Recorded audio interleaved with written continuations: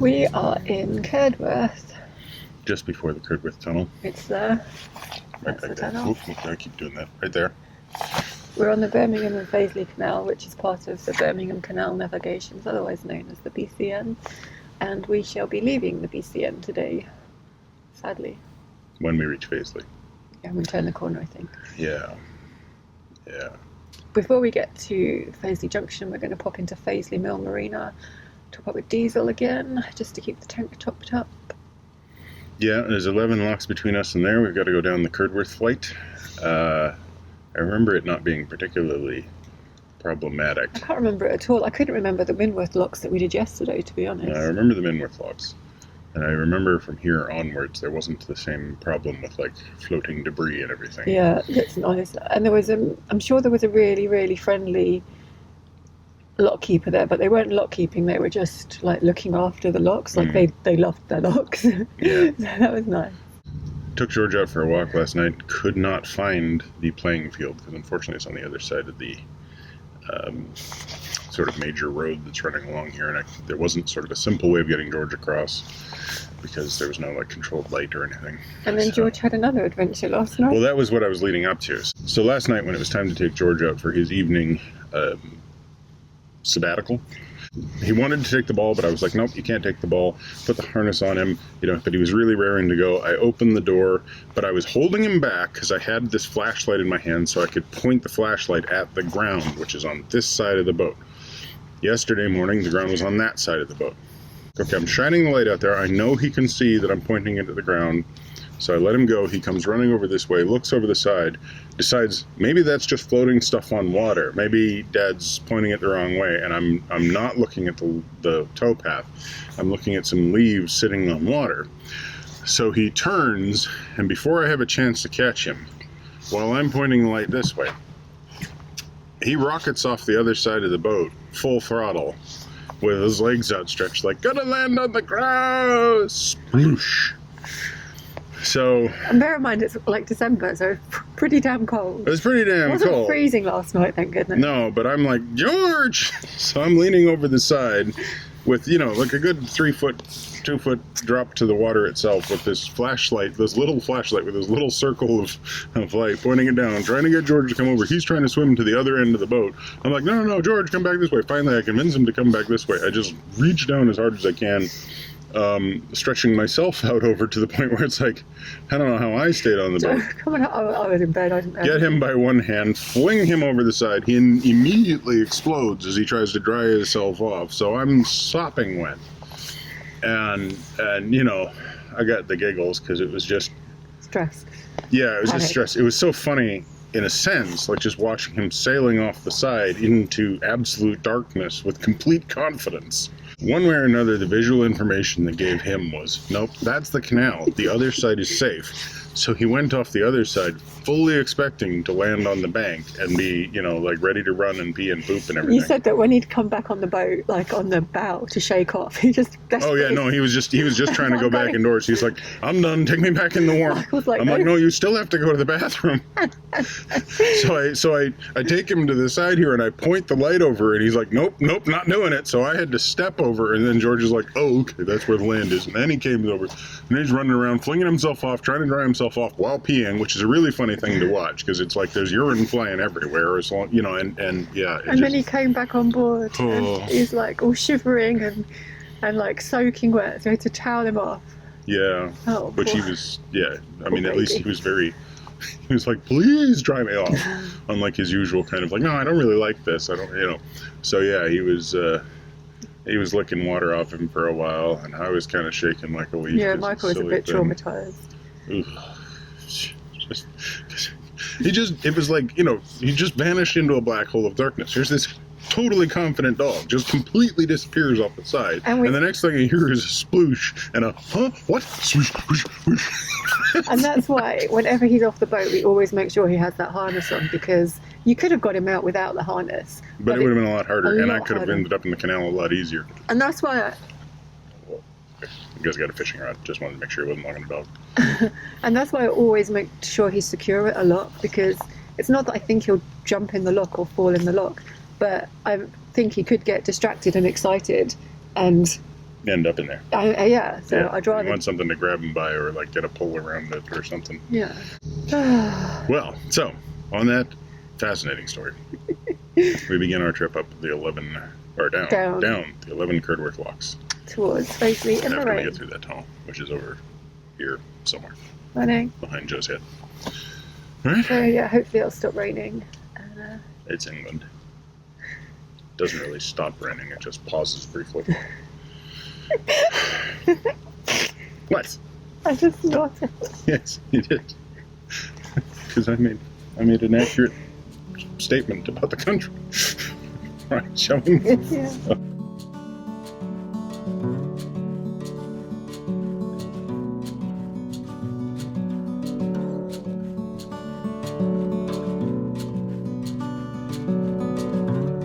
The Curdworth Tunnel is very short at just 230 feet long. It's only wide enough for one-way traffic, but the towpath does run through it.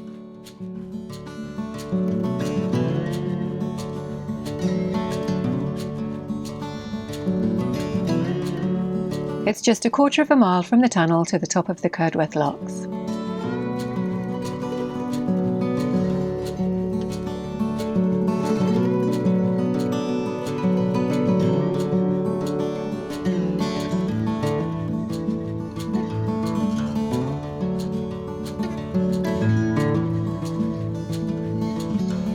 It seems like the Curdworth Locks are as well looked after today as they were when we passed 2 years ago. These wildflowers are going to be a real treat for anyone passing in the summer.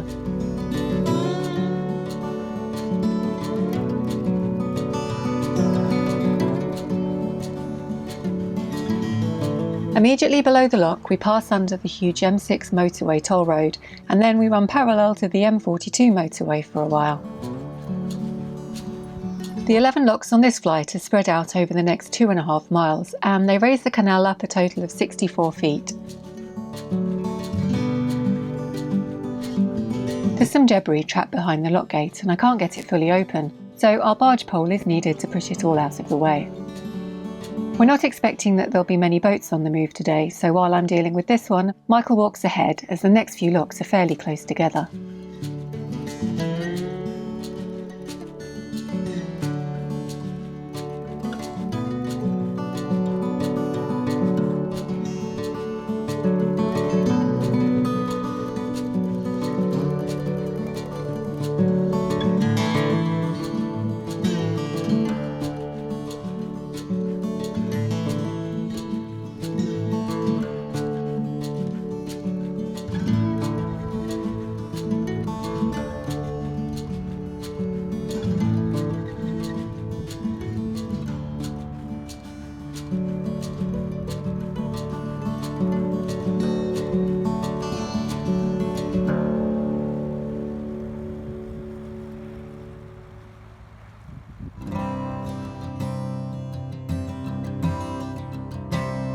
Someone clearly loves this little garden outside this old lockside building. It doesn't look like a lockkeeper's cottage or a stable. Does anyone know what its original purpose was? A small warehouse, perhaps?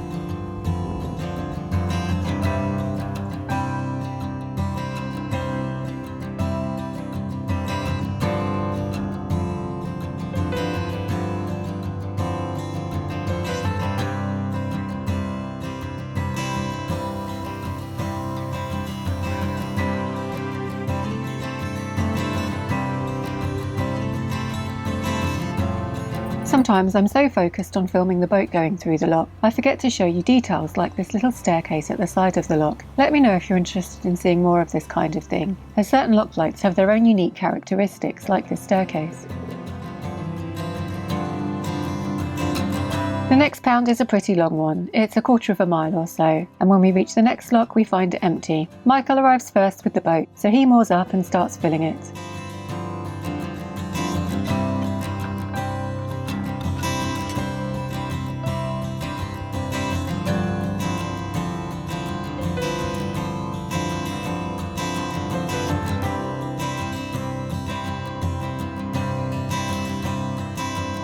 these lock gates have platforms added to the side of them, which means you don't have to clamber over the top of the gate itself to get to the other side. This makes them feel much safer, as there's a long drop down when the lock is empty.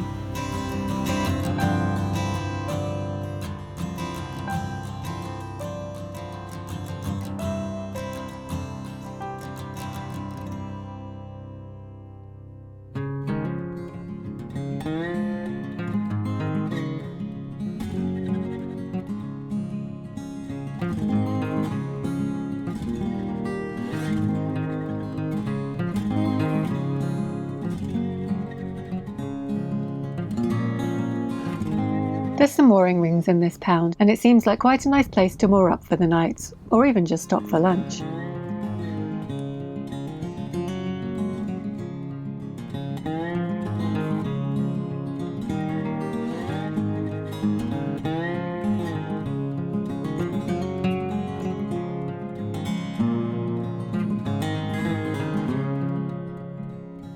There's a water point and rubbish point after the next bridge, and we meet the first boat we've seen on the move for a couple of days, although it looks like they've just come off the moorings to top up their water tank.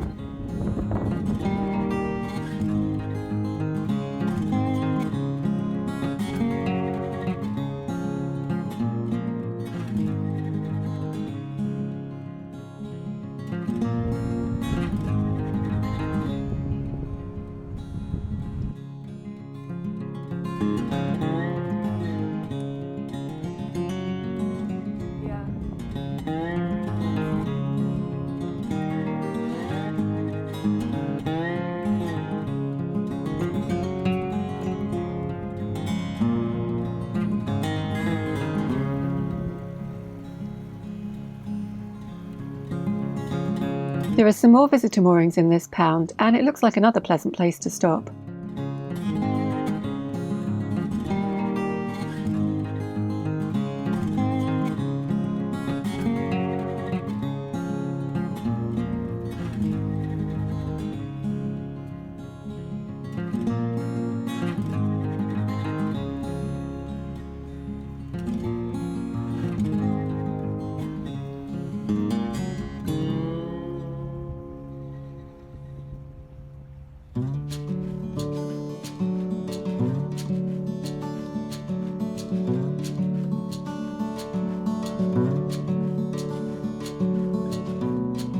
From the bottom lock we've got just 3 miles of fairly rural, wintry surroundings to pass before we reach Fazeley Mill Marina.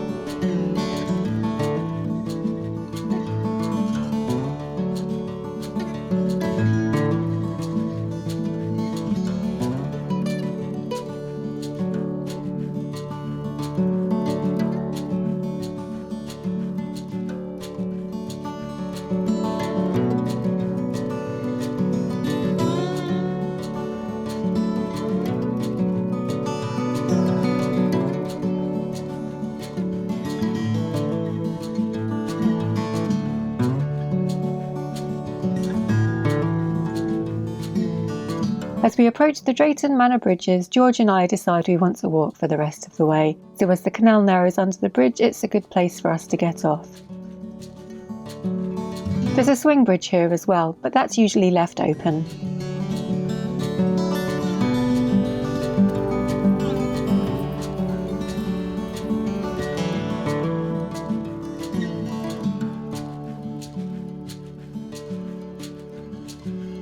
As we approach Fazeley, we pass a very friendly family boatyard. It's called Debbie's Day Boats, but as well as the day hire, they offer lots of boater services too. One thing they don't seem to advertise is diesel, so we carry on to the marina.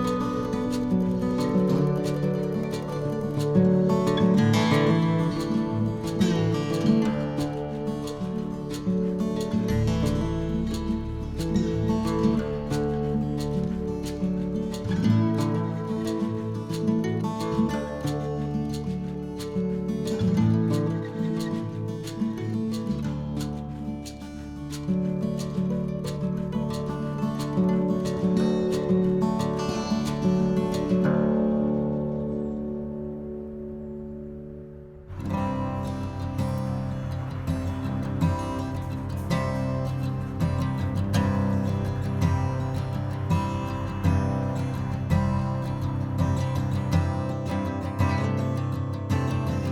full, now it's time to find a mooring.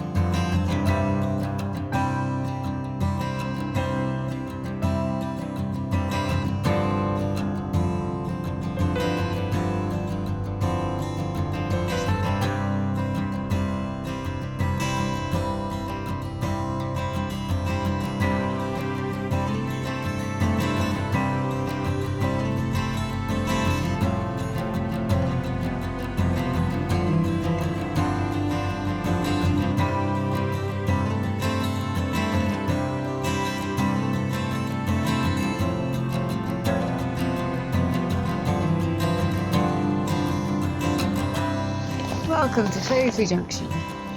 90 locks.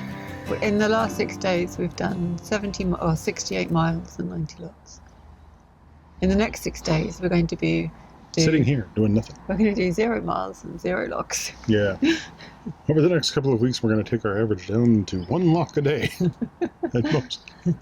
Oh, it's nice to be back here. I stayed here for 3 weeks when Michael went to Nepal last year. Well, nearly 2 years ago now. So it was a little bit like coming home. Yeah. And she knew exactly where to park to get the solar set up. Except we haven't done the solar set up yet. Yeah, well, because we've lost the sun for today, but tomorrow when we know where the sun's coming from, we can get that set up. And she's aware of all of the different takeaways. Coming down the locks halfway through, I found this 11 really really hard. I think it's because they're really spread out. Mm-hmm. So like coming through Birmingham yesterday, they're so close together, you can just go ahead and set them and go back and shut gates and stuff. Yeah, you get a real rhythm. But this time, when they're like a quarter of a mile apart, you're kind of stalling all the time. Yeah, well, because there's like 1 lock and then there's a quarter mile to 5 in a row. Yeah, so those 5, you walked ahead and got them all open, up and open. So we flew down those, but then the rest... It's just like a big stretch and then a stop and I get the... Yeah, because Michael will go ahead in the boat and he'll either, depending on how far behind I am, he'll either pull over and set it or he'll hover and wait for me to get there. Most of the time you did it yourself unless there was no mooring. Yeah. Yeah, it's just slower, but it was fine. They're lovely locks, actually. They all had bridges. You could cross easily to do all of the paddles, so we could keep the speed up. Unlike yesterday, where to cross over was somewhat hazardous. Like climbing on top of the gate, and they're not that deep, so if it didn't feel too sketchy. It stopped raining, sun came out. Yeah, it was a really nice day. Yeah.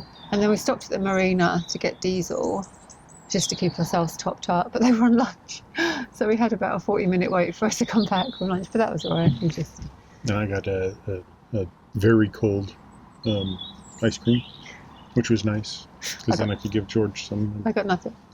That's not true. You licked my ice cream cone. Well, it wasn't an ice cream cone. It was a Magnum. Magnum, and you don't normally like the Magnums. So she sold something I'd like. I'd have. Well, no, she had Magnums, and she had a Cornetto with raspberry in I bet she had chocolate bars. Well, I was looking only at ice cream. In ice cream, there was standard Magnums. Yeah, but I bet she had chocolate bars. Well, there was chocolate bars. Yes, okay, I could have gotten chocolate bars. That's true. There was also fudge. Oh, I like fudge. Could have gotten fudge. That'd have been nice. I'd got in trouble. If I'd gotten fudge, I would have been, why didn't you give me chocolate bar? All right, anything else to say about our odyssey from Wolverhampton the last 6 days? No, I mean, I'm glad... We met some viewers today, which was nice. Yeah. And, there was a guy who was talking about his, I forgot the name. Pearl Springer. Yeah, something a Springer. Pearl. Pearl's a Springer. Yeah, so there's a guy who was telling, he was a viewer and he was telling me about his boat, Pearl's a Springer, which is related to a song, Pearl's a Singer, which is apparently from the 80s. Joe doesn't know it. I don't know it. So I'm going to have to look up this Pearl's a Singer thing. But the boat was indeed a Springer, I think. So, that was kind of cool. Not a spaniel. No, not a Spaniel. And then, met a really lovely fella who's at the Fazeley Marina there, and he had a couple of nice greyhounds, and he was just nice. Really liked your map. So, And then the people on this boat are also viewers, so we Yeah. had a little chat to them. Yeah, so it's been nice to Really friendly. see a bunch of people again.